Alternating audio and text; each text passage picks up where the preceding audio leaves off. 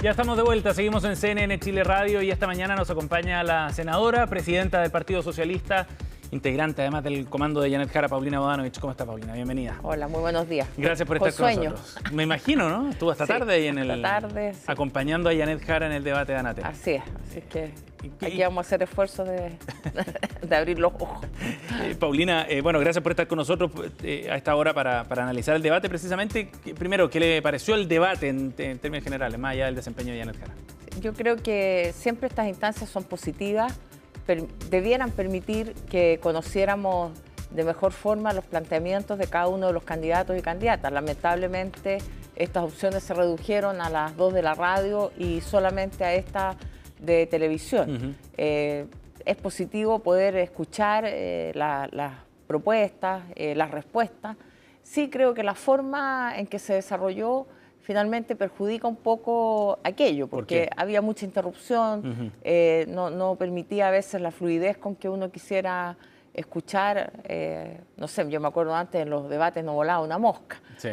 Tal vez era otro formato, parece que esto de las preguntas cruzadas no recuerdo. Ese intercambio también. Claro, pero en general creo que son buenas instancias y que son necesarias. Entonces, a nosotros nos habría gustado que hubiera habido más intercambios de los otros espacios que se habían ofrecido por los canales de televisión. Claro, de ICARE, el mismo programa de Don Francisco que permite conocer a los candidatos en otra faceta, porque finalmente la decisión de las personas debiera ser muy informada. Ya, pero eso no se produjo y por eso era tan relevante quizás el espacio de ayer, ya que eran solo 2 debates, bueno, tener la posibilidad de que se generara ese contraste de posiciones. ¿Usted cree que efectivamente logra Janet Jara marcar esas diferencias y el sello distinto, entendiendo que este puede ser un espacio bien definitorio para los que están indecisos todavía pensando en el balotaje? Sí, bueno, creo que lo que ocurrió ayer es que confrontado sobre temas importantes por los periodistas, no solo por Janet, él no contestaba. Finalmente evadía la respuesta, el tema, por ejemplo, de los indultos o eventualmente de aprobar esta ley. Decía, bueno, será el Congreso el que lo apruebe. Efectivamente, nadie está discutiendo aquello, sino se le preguntaba por los indultos. No le quedó claro si él indultaría a personas que, por ejemplo, han violado menores de edad. Claro, y él evadía las respuestas, hacía largas introducciones, pero finalmente no contestaba ni un sí ni un no. Con el tema de las 40 horas también. Pero dijo que no se van a tocar las 40 horas. Sí, pero primero dijo que no era verdad lo que decía su programa, y su programa dice en la parte de MIPYMES que eso se va a revisar. Luego el tema de la pensión también negó, pero finalmente dijo sí, en realidad podríamos revisarlo. La indemnización por años de servicio también están en cuestión. Entonces, creo que no era categórico en las respuestas, sino más bien bastante evasivo.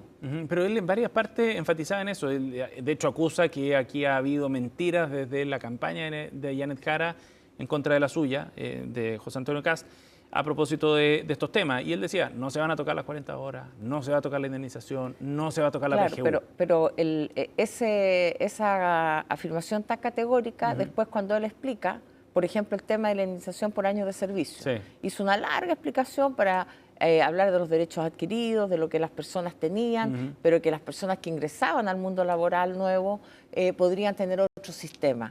Eso significa cambiar el régimen de indemnización por año de servicio, que ya fue cambiado con el plan laboral.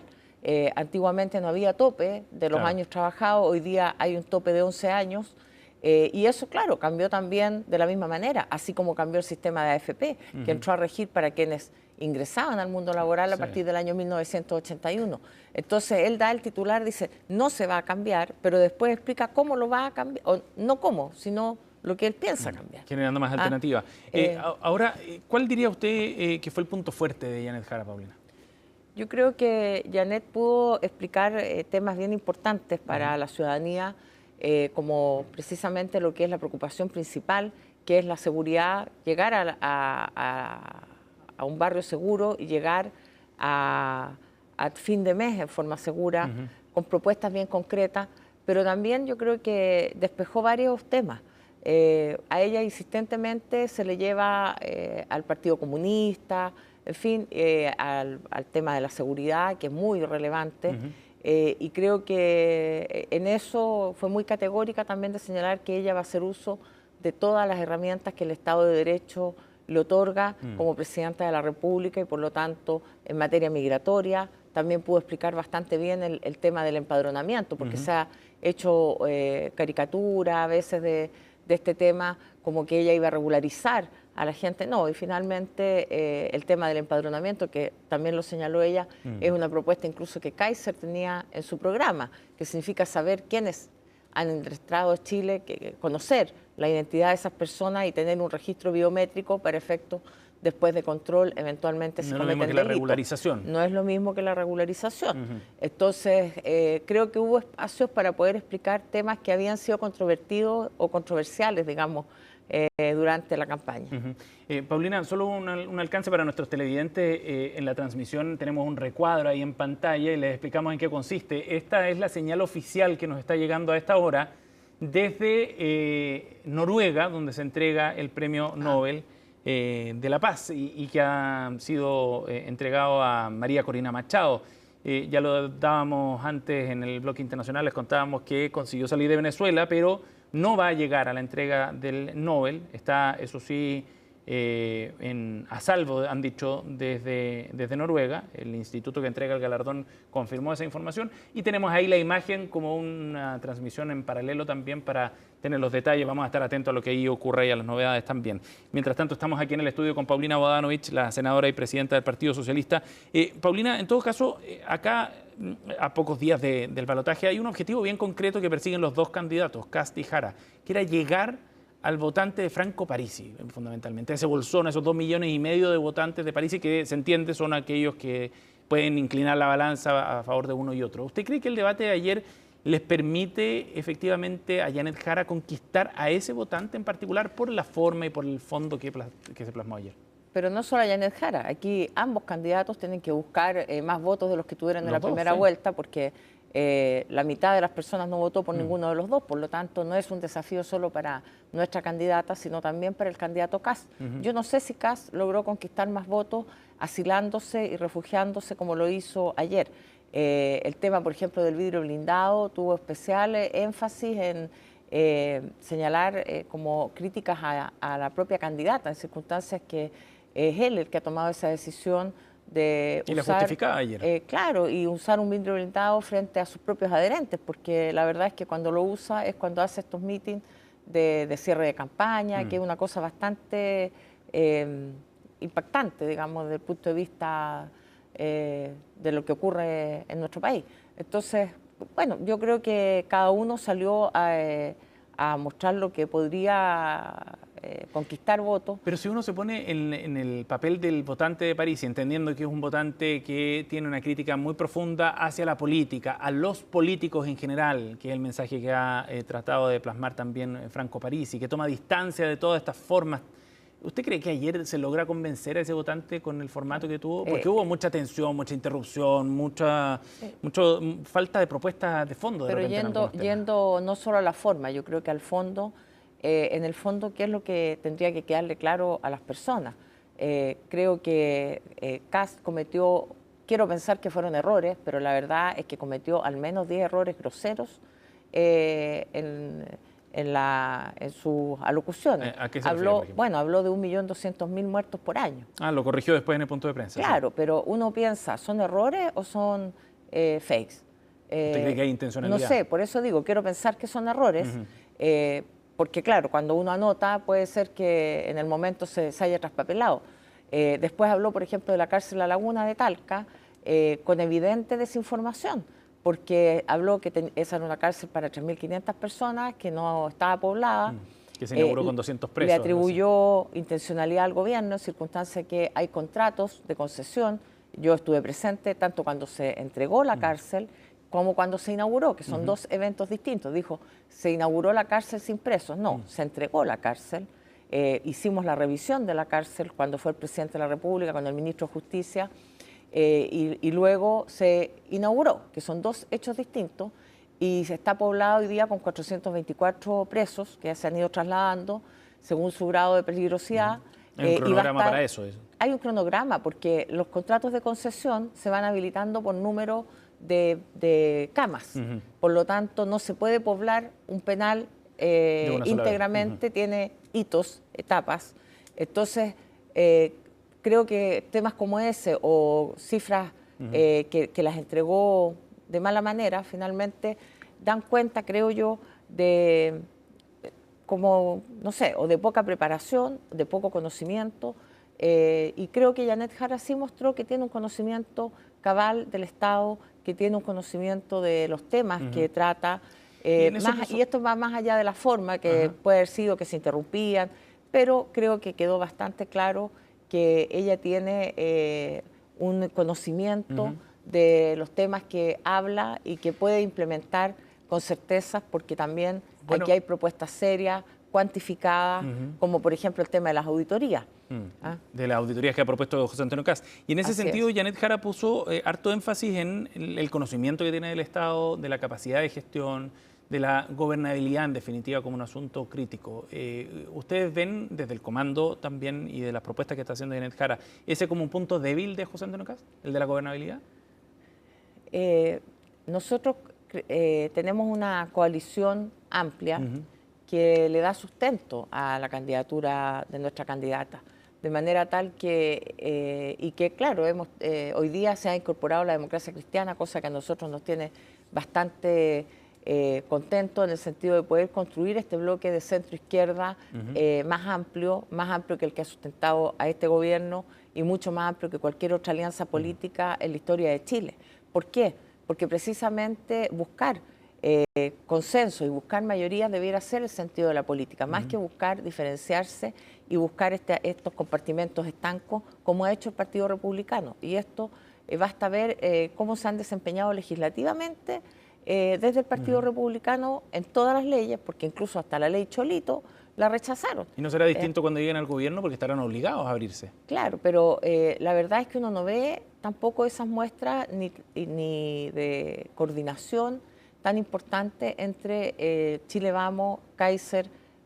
Aquí hay mucho, así sí, se ha insistido tanto con las dos almas eventuales del gobierno, aquí hay como 10 almas. Entonces, la gobernabilidad también es un tema, porque hay que buscar esos acuerdos. Hoy día nadie tiene mayorías en el Congreso y eso puede ser algo positivo en el sentido de que nadie va a imponer a otro, ningún bloque va a poder imponerse al otro, pero también es un gran desafío para la política. ¿Y Kast no tiene esa capacidad, dice usted? Mire, el gran desafío para la política hoy día es solucionar los problemas de la gente y para eso hay que buscar acuerdos. Y lo que hemos visto hasta ahora del Partido Republicano es una reafirmación de su postura sin buscar esos acuerdos, sin buscar al otro, sin sentarse a conversar con otro. Esto lo vimos en el Consejo Constitucional, lo vimos en la reforma previsional, vimos cómo votaron las 40 horas, incluso cuando se le pregunta el otro día al candidato Kast, él dice, bueno, vean cómo votamos, así como diciendo, estamos disponibles para revisar esto. Pero a propósito de esa capacidad de gobierno y de tomar decisiones, José Antonio Kast le enrostraba a Janet Jara el hecho de que ella integrara el comité político en distintas instancias y le preguntaba sobre las definiciones que se habían adoptado en temas críticos para el gobierno en general. El caso Monsalve, la definición respecto a los indultos y pensiones de gracia, entre otros temas. ¿No hay ahí un punto también de José Antonio Kast respecto a cómo este gobierno lo ha hecho y la incidencia que pudo haber tenido Janet Jara dentro de ese espacio? Ahí hay evidente mala fe, creo yo, en la pregunta. ¿Por qué? Porque todos sabemos cómo resulta de conocimiento el caso Monsalve. Eso no se todos sabemos, porque esto fue público, no se analizó en ninguna instancia del gobierno y por lo tanto malamente Janet Jara podría haber opinado acerca de un tema del cual, tal como el resto se enteró cuando nos enteramos todos por televisión. Entonces, otra cosa es que uno tenga una visión crítica de aquello y ella ha sido bastante crítica de esto y además lo ha dicho, en mi gobierno eso no habría ocurrido de esa manera. Entonces, creo que también buscar esa fórmula de volver al pasado permanentemente del candidato Kast creo que no es buena, no es positiva porque finalmente esto no se trata de un plebiscito sobre este gobierno. Creo y ese es el encuadre que hace José Antonio Kast. Él dice, Janet Jara es la continuidad del Pero yo creo que él habló más del gobierno que de las propuestas de él. Entonces, si uno también quisiera ser crítico de lo que pasó anoche, tendríamos que decir cuál es su propuesta alternativa del gobierno, porque no basta con criticar, y eso se lo decía nuestra candidata. O sea, no basta con que tú critiques, con que tú digas que todo está mal. ¿Cuál es la propuesta? Porque finalmente, por criticar, no sé, todos podemos decir, mira, no me gusta esta taza que es amarilla, pero no hay una alternativa. Yo creo que de verdad faltó más contenido en las propuestas de Kast. Ahora, desde el punto de vista estratégico, uno entiende que ahí hay un intento por vincular a Janet Jara con el gobierno del presidente Boric, dado los niveles de aprobación que tiene el gobierno propiamente, ¿no? Pero desde un punto de vista político, ¿Janet Jara no es candidata de continuidad del gobierno? Es que ahí yo creo que la continuidad, y ella lo ha dicho, es de las buenas políticas, de las políticas públicas permanentes, que no son de este gobierno, sino que son de la centroizquierda. Porque nuestros gobiernos, y me remito a Pedro Aguirre Cerda, y de ahí en adelante, la educación, educar es gobernar, la salud pública, que fue también una tarea de los gobiernos radicales, de Salvador Allende como ministro de Salubridad, de Salvador Allende como presidente, de Ricardo Lagos como presidente, que toma el auge como gran política pública, que hoy día, hace una semana o 3 días, se incorporó el tabaquismo, la cirrosis hepática y la depresión en niños menores de 15 años como patologías auge, es decir, patologías que son cubiertas por nuestro sistema de salud sin costo. Entonces, esas políticas públicas, por supuesto, que son de continuidad, y tienen que ser de continuidad del Estado, porque ni siquiera en dictadura se suprimió el medio litro de leche que daba el presidente Allende. Y Janet Jara es heredera de eso, entonces. Por supuesto. No del gobierno del presidente Boric. Esto es un continuo de políticas públicas que van en favor de la gente y que buscan un beneficio para la vida de las personas, y por eso las propuestas de Janet Jara en orden al alivio económico, aquellas políticas que buscan que las personas que están endeudadas puedan salir de ese endeudamiento, que los que tienen una pyme y tienen un problema económico también haya una entidad que les solucione ese problema, que vaya en la asistencia de quienes tienen hoy día un sueldo mínimo y que podamos llegar a un sueldo vital con un subsidio que va a entregar el Estado sin perjudicar a las pymes. Se entiende, Esas son políticas públicas que a nosotros nos interesa continuar pero no, y mejorar. No deja de llamar la atención en todo caso la distancia que toma respecto a varios temas en los que se les pregunta sobre las decisiones que adoptó este gobierno y se desmarca rápido del gobierno del presidente Boric y la forma en la que se abordaron esos asuntos. Lo más claro en materia de vivienda, por ejemplo, con las críticas respecto a cómo Carlos Montes, el ministro de Vivienda, ha llevado adelante algunos asuntos en relación a la reconstrucción de Viña del Mar, por ejemplo, o de esta idea de saltarse la fila. Porque no significa que uno no pueda ser crítico o de mejorar ciertos temas. También tenemos problemas de la institucionalidad, de las emergencias, lo dijo ayer alguien, no me acuerdo, de la derecha, también lo decía. Tenemos un problema para reaccionar frente a emergencias que no tenemos una capacidad rápida. Entonces, hay temas para mejorar, pero eso no quiere decir que el candidato Kast permanentemente se refiera al gobierno, porque el gobierno Janet Jara no es el gobierno. Janet Jara es la candidata de una coalición que integra incluso la democracia cristiana, que hoy día no es parte del gobierno. Paulina, estamos con la senadora Paulina Bodanovich aquí en CNN Chile Radio. ¿Usted diría que este debate va a lograr mover la aguja del resultado del domingo? Los debates en general, por lo que se señala, no hacen, estos son los analistas, yo me remito a lo que se dice, no logran tampoco un gran cambio en la opinión de los votantes, salvo que haya alguna cosa muy impactante. Sí creo que permiten conocer las propuestas, y aquí me remito a las encuestas, porque como no se pueden tener encuestas de últimos días, todos remiten a una encuesta que se hizo hace muchos días. Hace 2 semanas atrás. Claro, y que finalmente la instalan como una verdad. Y además, haciendo el paréntesis de que ninguna encuesta, por ejemplo, vio al votante Parisi. Entonces creo que las encuestas hay que considerarlas, pero no son determinantes, que nosotros vamos a seguir trabajando. Mañana tenemos una actividad importante, hoy día una actividad en Puente Alto, mañana una actividad de cierre en Coquimbo. Allá es el acto de cierre de campaña, ¿no? En Coquimbo. Claro, hoy día hay un cierre de campaña en Puente Alto, en Santiago, pero mañana hay un cierre de campaña final, digamos, en Coquimbo.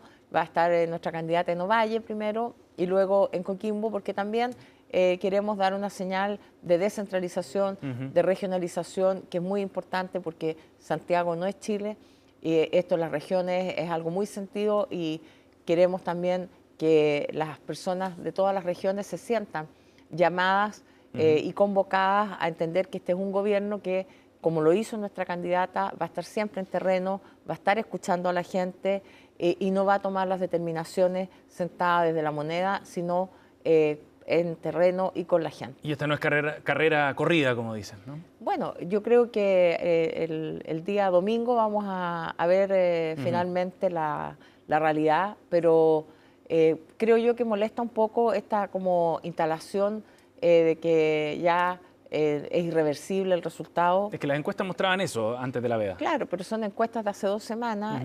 Yo creo que sí se ha movido bastante la aguja, como dicen, y que tenemos posibilidades importantes de poder alcanzar el triunfo. Paulina Bodanovich ha estado con nosotros aquí en CNN Chile Radio. Gracias por haber venido, Paulina. Muchas gracias.